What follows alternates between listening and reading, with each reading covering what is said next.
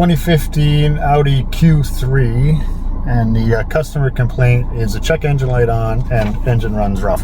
I took it for a drive. It doesn't run rough right now. It seems to be running fine, good acceleration. I don't notice any problems with the drivability on it now anyway.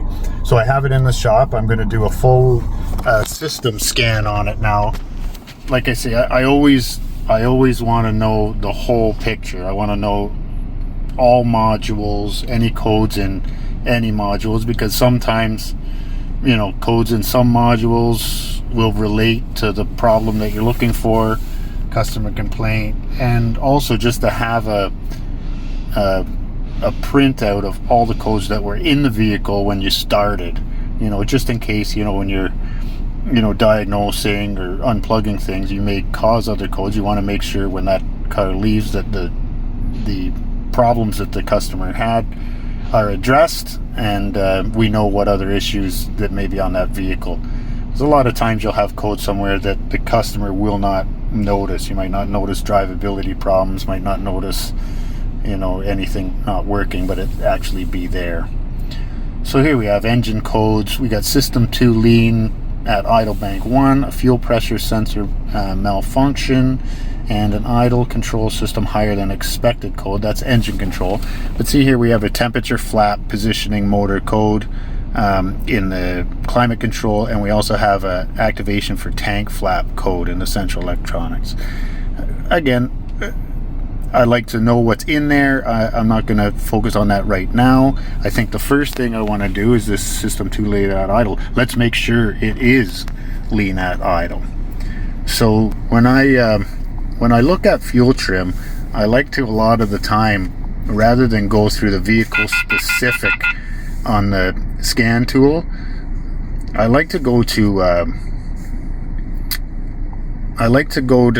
OBD, the generic, because with fuel trim, you'll find with every vehicle, it's the same. It's listed the same. It's fuel trim, short-term fuel trim, long-term fuel trim, where the vehicle specific, you know, you may be reading Lambda, you may you know, the different manufacturers go about that different ways. If I'm just doing a quick check like this, I just go to the generic, have a look at the generic OBD2. Let's see if I put in here, we want put in trim, there we got short-term fuel trim, long-term fuel trim, and let's see what we got here. And yes, absolutely, we have 48% long-term fuel trim, and it's like 15% short-term fuel trim. So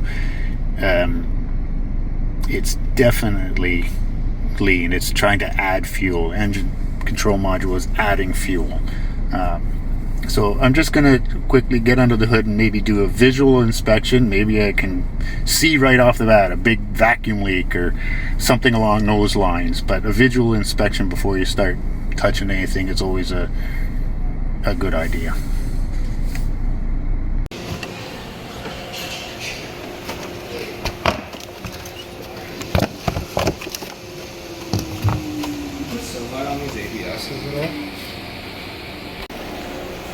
So this is a 2-liter turbo CCTA engine. I just took the engine cover off there.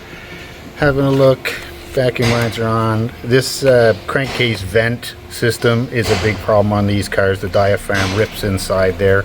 You can tell that by having too much vacuum in the crankcase. I can measure that by putting a manometer in the dipstick tube. But everything's on here. I'm going to start it up, see if I hear anything hissing. Sometimes you hear a hissing noise out the end of this vent tube here, and they shouldn't have vacuum there. So I'll see if I have that, and I'll go from there. Yeah, so I don't hear any.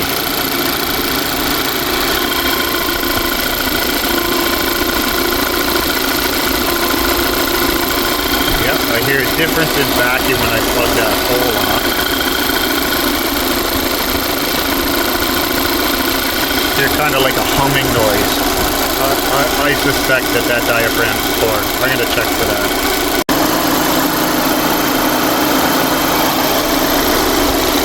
You'll normally find on these engines 1 inch of vacuum is normal. This is over double that. I suspect that diaphragm is torn.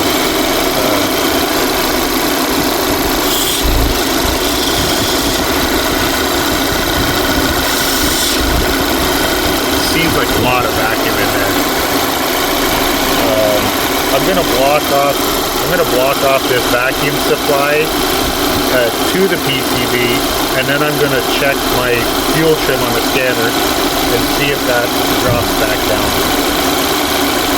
So now I've plugged off the vacuum to the intake, and if I look at my scan tool, my short-term trim is removing fuel, and the long-term is coming right down to normal. And my vacuum is I'm going to replace that crankcase vent, and we'll double check this after. There's actually 2 part numbers for this one. It could be 2 different crankcase vent valves on this engine. This one, the part number ends in an AE. Looking that part up, luckily for this customer, that's the cheaper of the 2. It's around $150 list, whereas the other one's around $300. So that's good for them.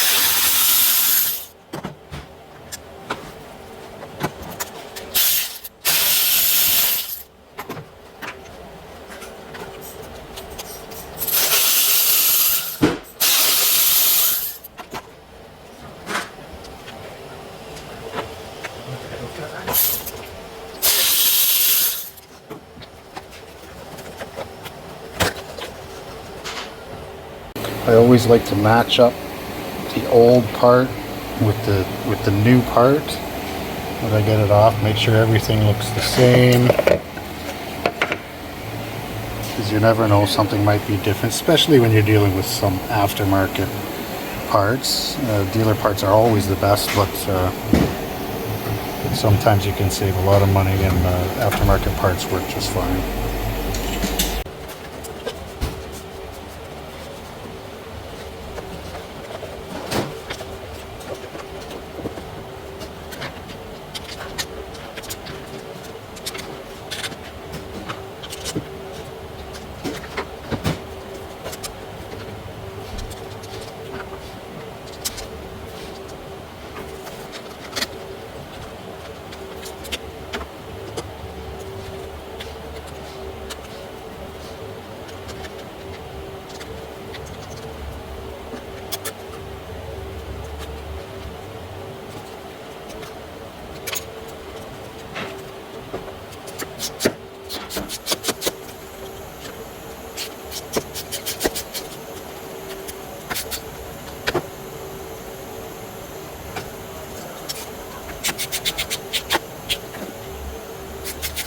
I like to do that up by hand. It is plastic and it's broken down very easily.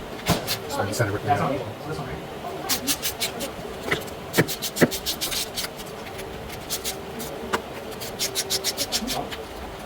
Okay, we've got the new one installed. I'm going to hook up the scanner. Let's watch the fuel trim, and I think I'm going to double check my crankcase pressure with the manometer as well. Just make sure everything's okay. I'm going to clear codes, any fuel trim adaptations, and then I'll take it for a drive. Well, that's not what I wanted to see. Checking with the scanner, my long and short term readings are still showing very, very lean. They're adding fuel. This must have a vacuum leak somewhere on this vehicle. I'm gonna have to smoke test again and see if I can find any other issues with it. I've smoke tested this intake for leaks. I don't see any leaks anywhere. I've got one other test I'm gonna try. It's possible that the crankshaft seal was damaged and it's actually sucking vacuum through the crankshaft seal while it's running, and that's causing a vacuum leak. It still had a lean condition. You can see the long-term and short-term fuel trim right now. The short-term is like at 10%, the long-term is way up at 50%. But what I'm going to do is I'm going to put a little bit of brake clean in between the engine and transmission, right inside this hole. Spray a little bit of brake clean in between the engine and transmission, and watch the short-term fuel trim.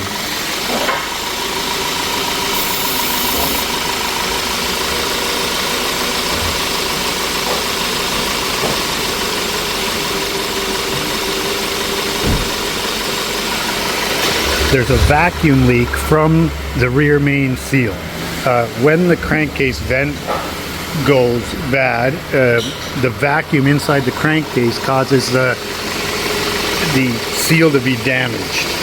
So that seal's got to be replaced. Transmission's got to come out, replace that rear main seal, and the problem will be solved. The rear main seal was damaged because of the failed crankcase vent.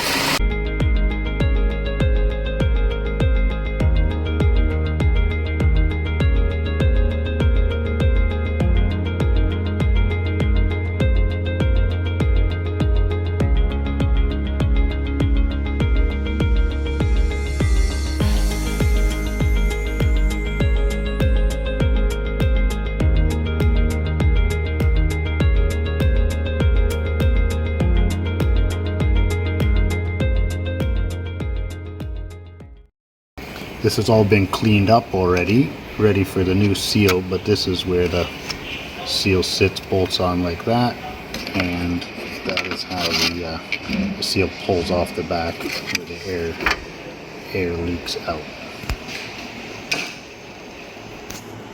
So when you get the rear main seal out, you unbolt. This is the engine side, and this is what you see in behind.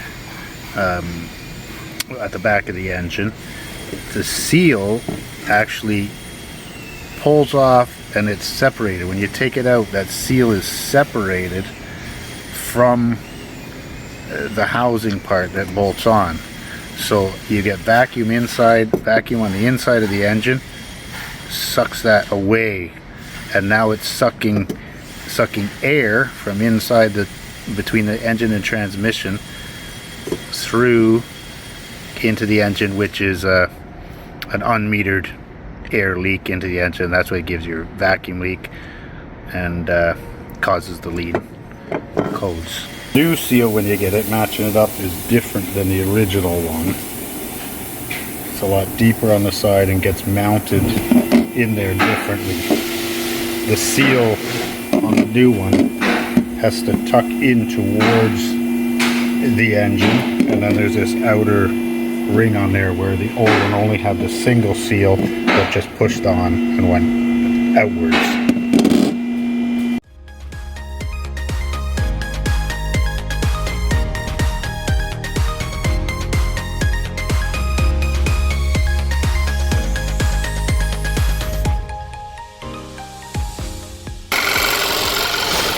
All back together. Long-term fuel trim is staying at 0, and short-term fuel trim is almost at 0, which is perfect. This is running beautifully now, no more issues.